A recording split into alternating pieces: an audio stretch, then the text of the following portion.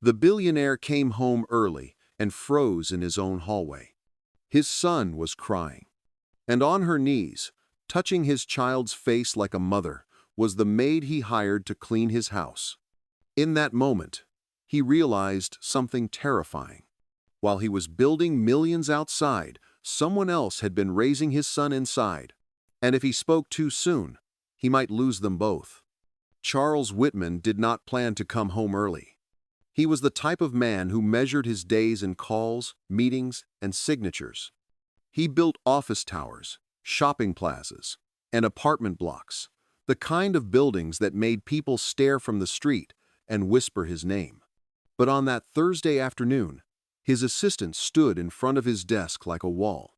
"Sir," she said, calm but firm, "you have not left before sunset in weeks. You need to go home." Charles almost argued, but something in him was tired, not just his body, even his mind. So he left. The drive from Manhattan to Greenwich felt longer than usual. His hands stayed tight on the steering wheel. He told himself he was doing the right thing, that money was protection, that work was love in a different form. But his chest felt heavy, like he was carrying something that had no name. When he pulled into the driveway of his colonial home, the house looked perfect from outside. Neat lawn, trimmed hedges, clean windows. Perfect like a picture frame, but empty like a room nobody lived in. Charles opened the front door quietly, and then he stopped. The hallway light was warm, soft, almost golden. In that light, he saw Naomi Carter kneeling on the wooden floor. She wore her usual deep green uniform, a white collar, a white apron, and a neat white headband holding her hair back. His son Ethan sat on the bench by the wall, shoulders small, eyes red. His bottom lip trembled like he had been trying not to cry for a long time. Naomi held a soft cloth in one hand and steadied Ethan's face with the other, careful, gentle, like she was holding something precious. "There," she whispered. "Just breathe. Sweet boy. It will stop stinging." Ethan sniffled. "I fell off my bike." Naomi dabbed the scrape on his cheek. "I know. I can see you fought the ground, and the ground won." Ethan let out a tiny laugh.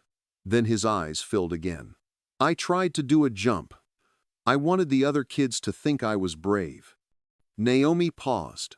Her hand rested on his shoulder, the way a mother would do without thinking. "You do not need to earn love," she said softly. "You do not need to jump for people to see you. You are already enough." Charles stood there holding his briefcase like he forgot it was in his hand. He did not feel anger. He felt shame. 2 years ago, his wife Elena had died after a long sickness. The last months had been hospitals, medicine bottles, quiet crying in the bathroom, and pretending to be strong for a child who did not understand why his mother kept getting weaker.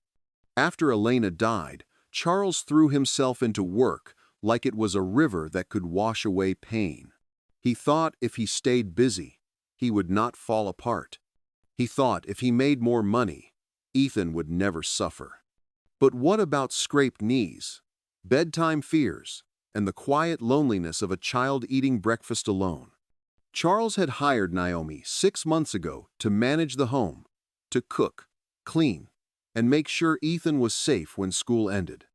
He did not expect her to become the warmth in the house.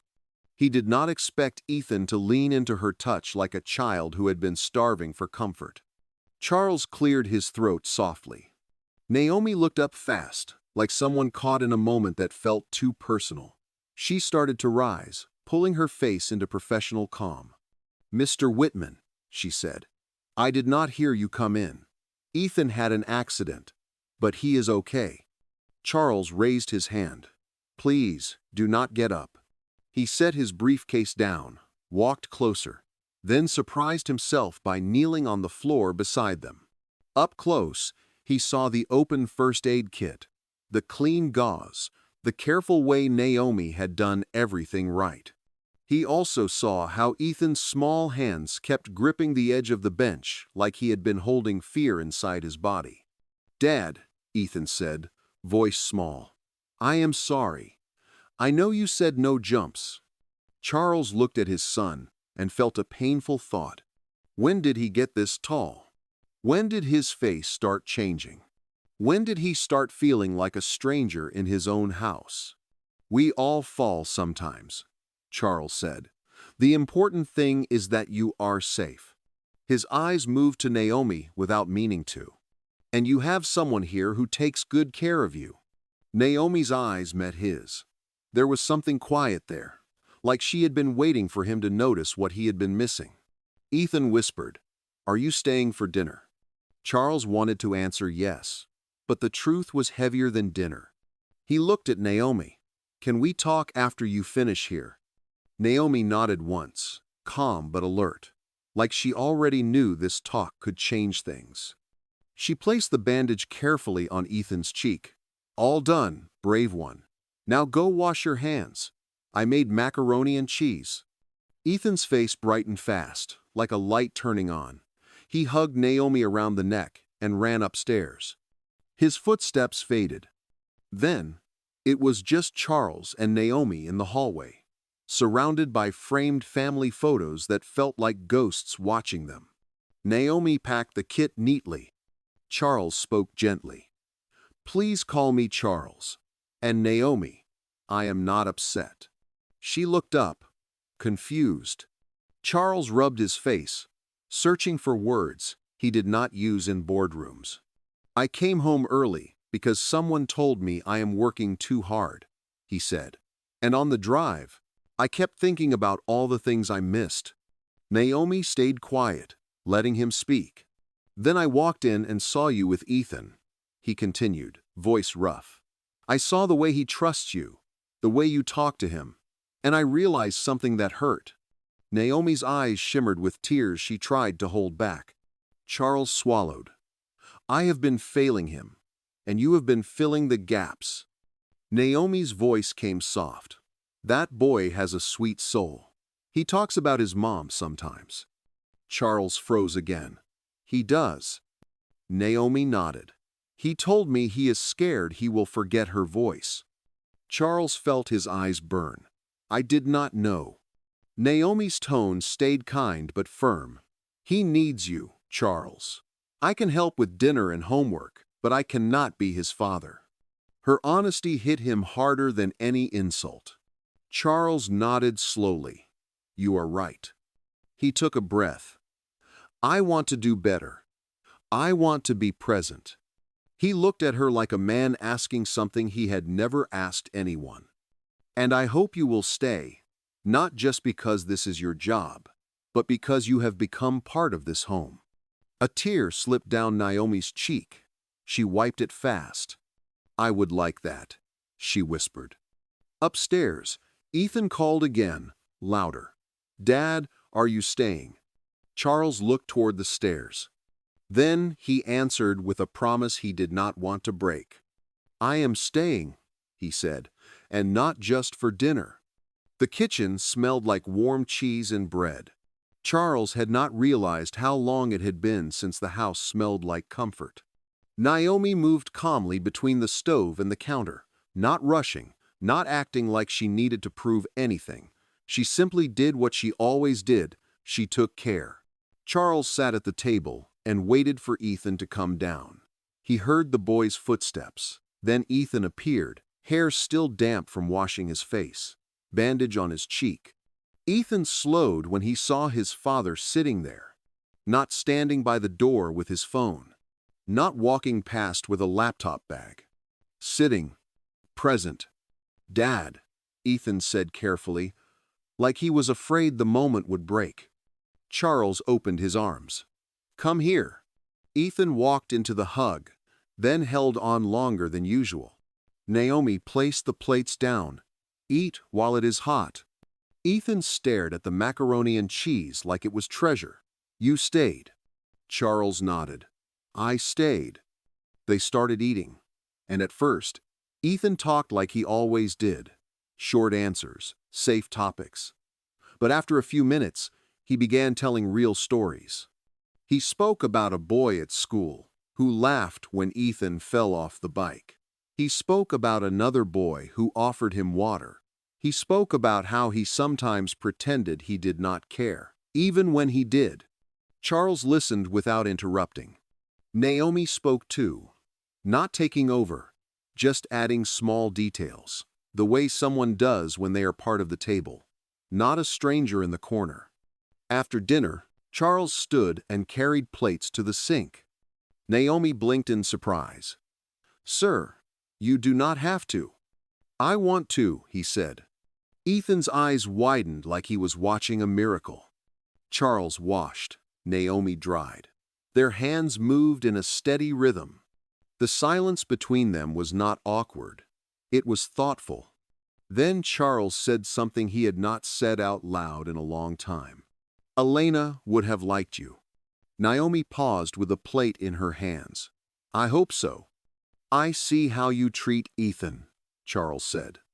"And I think, if she could speak, she would thank you." Naomi swallowed. "I do not want to replace her. I just want Ethan to feel safe." Charles nodded. "That is exactly what he needs." That night, after Ethan went to bed, Charles did not open his laptop. He went to the study and pulled out an old photo album. Elena's smile stared back at him from a page, bright and alive. Ethan was smaller in the photos, sitting on her lap, holding her face like he never wanted to let go. Charles sat there a long time. He finally understood something that scared him. He had been using work to hide from grief. But grief did not disappear. It just moved into the spaces he neglected. He heard Naomi's words in his head, "He needs you." So Charles made a decision that was not as simple as a business deal. He would come home at 5, unless it was truly impossible. He would attend school meetings. He would sit for dinner. He would read bedtime stories, even if his voice felt strange doing it. The next morning, Charles did not leave at 6. He walked into the kitchen, rolled up his sleeves, and said, "Teach me how to make pancakes." Naomi laughed, surprised. "Do you know how?" "No," Charles admitted. Ethan came in and stopped. "Dad, why are you here?" Charles flipped a pancake badly.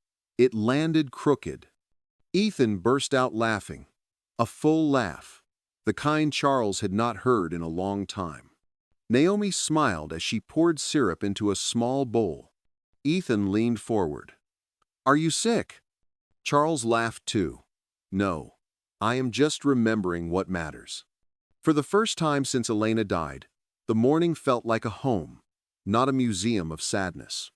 But the real test was not one morning. The real test was whether Charles would keep showing up when it got hard. And it did. 1 week later, Ethan had a school event Charles forgot about. The old Charles would have apologized with money, maybe a gift, maybe a promise. But this time Charles left a meeting early, drove fast, arrived late, and still walked in. Ethan's eyes found him from the stage, and you could see it on the boy's face. "My dad came." That night, Ethan hugged Charles tightly and whispered, "I thought you would not come." Charles held him. "I will come. Even if I am late, I will come." Naomi watched from the doorway. Her eyes looked proud, but also cautious, like she was protecting Ethan's heart from hope that could be crushed again. Charles noticed. And he understood. Trust was not built in one day. Trust was built in repeated effort. So he kept trying. Time changed the house slowly, like winter turning into spring. Not overnight, but day by day. Charles became the kind of father who asked questions and waited for answers. He became the kind of man who stopped working on weekends. He learned Ethan's teachers' names. He learned which snacks Ethan liked and which fears Ethan tried to hide. Ethan changed too. He smiled more. He slept better. He stopped flinching when the house was quiet, because quiet no longer meant loneliness. It just meant peace. And Naomi stayed. She kept routines steady. She made dinner. She helped with homework.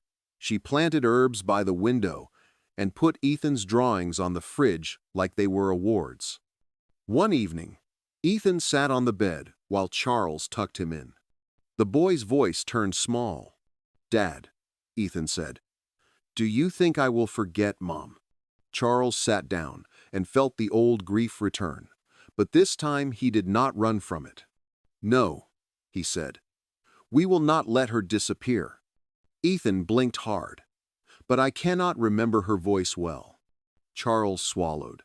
"Then we will find videos. We will listen together. We will talk about her. We will say her name in this house." Ethan's shoulders relaxed a little. Then he asked a question that made Charles pause. "I love Naomi," Ethan said. "Is that okay?" Charles thought about what Naomi had done. He thought about scraped knees, warm meals, homework, and the way she had protected Ethan's heart while still pushing Charles to step up. "It is more than okay," Charles said. "I love her too."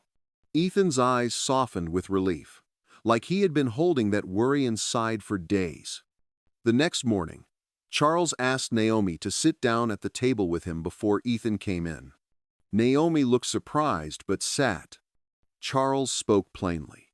"Naomi, I want to ask you something, and I want you to be honest." Naomi nodded. "Okay. I want you to keep working here," Charles said. "But I also want you to feel respected here, not like someone who can be ordered around." Naomi stayed quiet, listening. Charles continued, "I want you to have real time off, real peace. I want to help with the house too, because this is my home and my child. I do not want Ethan to grow up thinking love is hired." Naomi's eyes filled. "That means a lot," she said softly. Charles took a breath. "And I want you to know, you are not just an employee to us. You are family." Naomi looked down, then nodded slowly. "I do not take that word lightly." "I know," Charles said. "That is why it matters." Ethan ran in right then, loud and happy, and stopped when he saw Naomi sitting at the table. "You are eating with us," he said, excited. Naomi smiled. "Yes." Ethan grabbed his chair. "Good. Because it feels better." They ate together as sunlight poured through the window. And in that simple moment, Charles realized something that made his throat tighten again. This was the wealth he had been chasing, and it was not made of buildings. It was made of presence. It was made of love shown in small ways. Weeks later, Charles stood in the hallway again, the same hallway where everything began. This time, he did not come home early by accident. He came home early on purpose. Ethan ran to him, bandage long gone, cheeks full of life. Naomi stood nearby, holding a dish towel, watching them with a calm smile. Charles looked at her and said, "Thank you." Naomi shook her head gently. "Do not thank me for loving a child who needed love." Charles nodded. "Then I will thank you for reminding me how to love my own child." Ethan grabbed both their hands, pulling them toward the living room. "Movie night," he announced. Charles looked at Naomi. "Are you joining?" Naomi smiled. "Yes." And that was it. Not a big speech. Not a grand announcement. Just three people walking into a room together, like a family. Because sometimes family is not only who you are born with. Sometimes family is who shows up when life breaks you. Sometimes family is who stays and helps you heal. And that day, Charles knew, the moment he saw Naomi kneeling with a cloth by Ethan's cheek, it was not just Ethan who was being cared for. It was Charles too. He just did not know it yet. Dear viewers, this story is not about money or big houses. It is about presence. It is about the quiet moments we miss while chasing things we think will last forever. Charles thought providing meant working longer hours. But he learned that children do not remember how much you earn. They remember how often you show up. They remember who listens, who stays, and who kneels beside them when they are hurt. This story reminds us that family is not only about blood. Sometimes, family is the person who chooses to care, even when no one is watching. Sometimes, healing does not come from grand promises, but from small acts done with love. If this story touched your heart, please like this video and share it with someone who needs to hear this message today. Subscribe to the channel so you never miss our emotional stories. Tell us in the comments where you are watching from and what this story taught you about family, love, or being present. If you want more stories like this, comment "more stories" and you will be the first to receive the next one. Before you go, answer these questions for us in the comments. Who was truly raising the child in this story? What would you have done differently if you were the father? And have you ever realized too late that someone important needed you more than your time at work? Thank you for watching. And remember, the greatest gift you can give the people you love is not money. It is you.